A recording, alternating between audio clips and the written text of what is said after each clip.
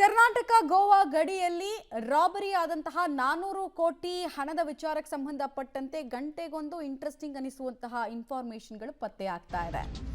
ಇಲ್ಲಿ ತನಕ ಈ ಕಥೆಯಲ್ಲಿ ನೂರಾರು ಅನುಮಾನಗಳಿದ್ದಾವೆ. ಈ ಬೆನ್ನಲ್ಲೇ ಮಹಾರಾಷ್ಟ್ರ ಎಸ್ಐಟಿ ತಂಡದಿಂದ ಮತ್ತೊಬ್ಬ ಆರೋಪಿಯನ್ನ ಬಂಧಿಸಲಾಗಿದೆ.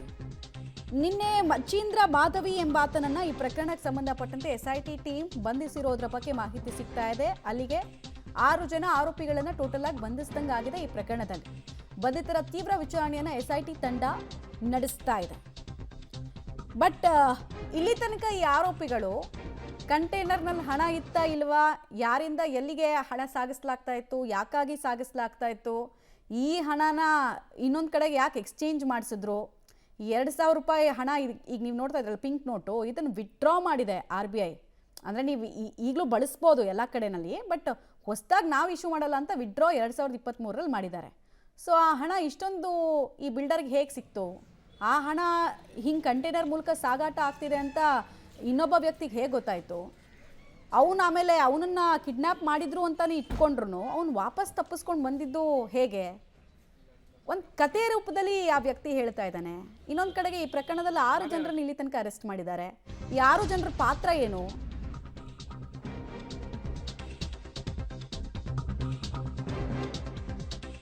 ಬೆಳಗಾವಿ ಪೊಲೀಸರು ಕೂಡ ದರೋಡೆ ಪ್ರಕರಣದ ತನಿಖೆ ಮಾಡ್ತಾ ಇದ್ದಾರೆ. ಬಂಧಿತ 4 ವಿಚಾರಣೆಗೆ ಪೊಲೀಸರು ಮುಂದಾಗಿದ್ದಾರೆ. ಬಿಕಾಸ್ ಎಂಟ್ರಿ ಮತ್ತು ಎಕ್ಸಿಟ್ ಕತೆ ಸ್ಟಾರ್ಟ್ ಆಗೋದು ಎಕ್ಸಿಟ್ ಆಗೋದು ಕರ್ನಾಟಕಕ್ಕೆ ಲಿಂಕ್ ಇದೆ. ಹೀಗಾಗಿ ಮಹಾರಾಷ್ಟ್ರದ ಎಸ್ಐಟಿಗೆ ಪತ್ರ ಬರೆಯೋದಕ್ಕೆ ನಮ್ಮ ರಾಜ್ಯದ ಪೊಲೀಸರು ಮುಂದಾಗಿದ್ದಾರೆ. ದೂರುದಾರ ಸಂದೀಪ್ನನ್ನ ಕೂಡ ವಿಚಾರಣೆ ನಡೆಸಿದ್ದಾರೆ ಪೊಲೀಸರು ಅನ್ನೋದು ಗೊತ್ತಾಗ್ತಾ ಇದೆ. ಬಟ್ ನಮ್ಮಲ್ಲಿ ಸಪ್ರೇಟಾಗಿ FIR ಏನು ಆದಂಗಿಲ್ಲ.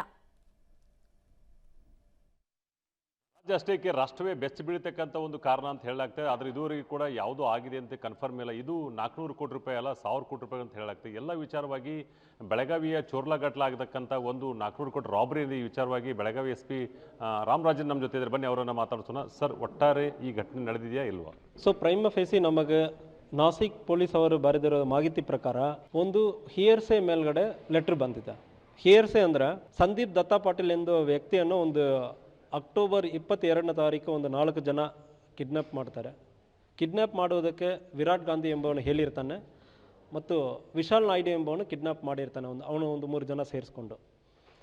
ಸೊ ಈ ಸಂದರ್ಭದಲ್ಲಿ ಇವನು ಯಾಕೆ ಕಿಡ್ನ್ಯಾಪ್ ಮಾಡಿದ್ದಾರೆ ಅಂದರೆ ಹೇಳೋ ಸಂದರ್ಭದಲ್ಲಿ ಆವಾಗ ಈ ಸಂದೀಪ್ ದತ್ತಾ ಪಾಟೀಲ್ ಕಡೆ ಅವರು ಮಾತಾಡ್ತಾರೆ, 400 ಕೋಟಿ ರೂಪಾಯಿ ಚೋರ್ಲಾಘಾಟಲ್ಲಿ ರಾಬರಿ ಆಗಿದೆ, ಅದರಲ್ಲಿ ನೀವು ಭಾಗವಹಿಸಿದ್ದಾರೆ ಅಂದರೆ ಹೇಳಿ ಹೊಡೆದಿರುವುದಾಗಿ ಇವನು ಕಂಪ್ಲೇಂಟ್ ಕೊಟ್ಟಿದ್ದಾನೆ.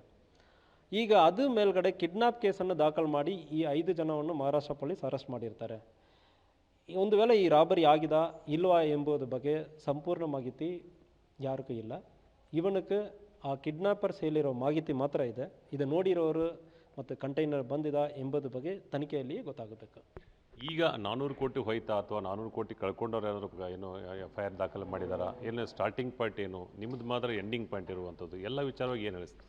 ಸೊ ಒಂದು ವೇಳೆ ಈ ರಾಬರಿ ಆಗಿರೋ ಸಂದರ್ಭದಲ್ಲಿ ಈ ಕೇಸನ್ನು ಹೆಂಗೆ ಹ್ಯಾಂಡಲ್ ಮಾಡೋದಂದರೆ 2-3 ಅವಕಾಶ. ಒಂದು, ಮಹಾರಾಷ್ಟ್ರನಲ್ಲಿಯೇ ಒಂದು ವೇಳೆ ಪ್ರಿಪರೇಷನ್ ಆಗಿ ಇಲ್ಲಿ ಬಂದು ರಾಬರಿ ಆಗೋ ಸಂದರ್ಭದಲ್ಲಿ ಈ ತನಿಖೆಯನ್ನು ಮಹಾರಾಷ್ಟ್ರ ಪೊಲೀಸ್ ಸಂಪೂರ್ಣವಾಗಿ ಮಾಡುವುದಕ್ಕೆ ಕಾನೂನು ರೀತಿಯಲ್ಲಿ ಅವಕಾಶ ಇರುತ್ತದೆ. ಸೆಕ್ಷನ್ 198 BNSS ಪ್ರಕಾರ ಒಂದು ಅಪಘಾತ ಒಂದು 3-4 ಪೊಲೀಸ್ ಸ್ಟೇಷನ್ ವ್ಯಾಪ್ತಿಯಲ್ಲಿ ಆಗೋ ಸಂದರ್ಭದಲ್ಲಿ ಅಲ್ಲಿ ಯಾವ ಪೊಲೀಸ್ ಸ್ಟೇಷನಲ್ಲಿ ಬೇಕಾದ್ರೆ FIR ಅನ್ನು ದಾಖಲು ಮಾಡೋದಕ್ಕೆ ಅವಕಾಶ ಇರ್ತದೆ ಮತ್ತು ಆ 4 ವ್ಯಾಪ್ತಿಯಲ್ಲಿ ಎಲ್ಲಿ ಬೇಕಾದರೆ ಕೋರ್ಟಲ್ಲಿ ಅಲ್ಲಿ ಟ್ರಯಲ್ ನಡೆಸೋದಕ್ಕೆ ಅವಕಾಶ ಇರ್ತದೆ. ಈ ಸಂದರ್ಭದಲ್ಲಿ ಶುರು ಮಾಡಿರೋದು ಅಲ್ಲಿ ಆಗಿರುತ್ತಂದ್ರೆ SITಯನ್ನು ಸಂಪೂರ್ಣ ತನಿಖೆಯನ್ನು ಮಾಡೋದಕ್ಕೆ ಅವಕಾಶ ಇರ್ತದೆ. ಆಲ್ರೆಡಿ ಆ 5 ಜನವನ್ನು ಕಸ್ಟಡಿಯಲ್ಲಿ ತೊಗೊಂಡಿದ್ದಾರೆ, ಅವರು ವಿಚಾರಣೆ ನಡೆಸ್ತಾ ಇದ್ದಾರೆ. ಸೊ ಇದು ಒಂದು ಅವಕಾಶ. 2, ಒಂದು ವೇಳೆ ಇಲ್ಲಿ ನಮಗೆ ಸಂಪೂರ್ಣವಾಗಿ ರಾಬರಿ ಇಲ್ಲಿ ಆಗಿರ್ತದೆ, ಇಲ್ಲ ಒಂದು ವೇಳೆ ಅಲ್ಲಿ ಪ್ರಿಪೇರ್ ಮಾಡಿ ಇಲ್ಲಿ ಮಾಡಿದ್ದಾರೆ ಅಂದರೆ ಹೇಳೋ ಸಂದರ್ಭದಲ್ಲಿ ತನಿಖೆಯನ್ನು ನಮಗೆ ಕೊಡುವ ಸಂದರ್ಭದಲ್ಲಿ ನಾವು ಈ ಕೇಸನ್ನು ತಕ್ಷಣ FIR ಮಾಡಿಕೊಂಡು ನಾವು ತನಿಖೆ ಮಾಡೋದಕ್ಕೆ ರೆಡಿ ಇದ್ದೀವಿ. ನಮಗೆ ಒಂದು ಪೀಸ್ ಆಫ್ ಎವಿಡೆನ್ಸ್ ನೋಡಿರೋರು, ಅದರಲ್ಲಿ ವಿಕ್ಟಿಮ್ ಆಗಿರೋರಿಲ್ಲ, ಇಲ್ಲ ಲಾರಿ ಡ್ರೈವರ್ ಯಾರೋ ಒಬ್ಬರು ಬಂದು ನಮಗೆ ಮಾಹಿತಿ ಕೊಡುವ ಸಂದರ್ಭದಲ್ಲಿ ಈ ವಿಚಾರಣೆಯನ್ನು ನಾವೇ ತಗೊಂಡು ನಾವು ತನಿಖೆ ಮಾಡೋದಕ್ಕೆ ರೆಡಿ ಇದ್ದೀವಿ. ಸೊ 3ನೇದು, ಒಂದು ವೇಳೆ ಮಹಾರಾಷ್ಟ್ರ ಪೊಲೀಸ್ ನಮ್ಮ ಸಹಕಾರವನ್ನು ವಿಚಾರಣೆ ಕೇಳುವ ಸಂದರ್ಭದಲ್ಲಿ ಕಂಪ್ಲೀಟ್ ಆಗಿ ಸಹಕಾರ ಕೊಡೋದಕ್ಕೆ ನಾವು ರೆಡಿ ಇದ್ದೀವಿ. ಅದ್ರ ಬಗ್ಗೆ ಲೆಟ್ರನ್ನು ಕೂಡ ನಾನು ಕೂಡ ಬರೆದಿದ್ದೀನಿ. ಯಾವುದೇ ಸಹಕಾರ ಬೇಕಾಗೋ ಸಂದರ್ಭದಲ್ಲಿ ನಾವು ಸಹಕರಿಸ್ತೀವಿ ಅಂದರೆ ಹೇಳಿದ್ದೀವಿ. ಅದ್ರ ಜೊತೆಗೆ ನಮ್ಮ ಪೊಲೀಸರು ಸಬ್ ಇನ್ಸ್ಪೆಕ್ಟರ್ ಬಿರಾದಾರ್ ನೇತೃತ್ವದಲ್ಲಿ ಒಂದು 3 ಸ್ಟಾಫ್ ಮರಾಠಿ ಗೊತ್ತಿರೋರನ್ನು ಸೇರಿಸಿ ಕಳಿಸಿದ್ದೀವಿ. ಅಲ್ಲಿ ಯಾವುದೇ ರೀತಿಯಲ್ಲಿ ಮಾಹಿತಿ ಬರೋ ಸಂದರ್ಭದಲ್ಲಿ ನಾವು FIR ಮಾಡೋದಕ್ಕೆ ತಯಾರಿದ್ದೀವಿ. ಒಂದು ವೇಳೆ ಅವರು ಇಲ್ಲ ನಿಮಗೆ ಸಹಕಾರ ಮಾತ್ರ ಕೊಡಿ ಅಂದರೆ ಇರುವಾಗ ನಮ್ಮ ಪೊಲೀಸ್ ಅಲ್ಲಿಯೇ ಇರ್ತಾರೆ, ತಕ್ಷಣ ಇಲ್ಲಿ ಸಹಕಾರ ಕೊಡೋದಕ್ಕೂ ನಾವು ರೆಡಿ ಇದ್ದೀವಿ.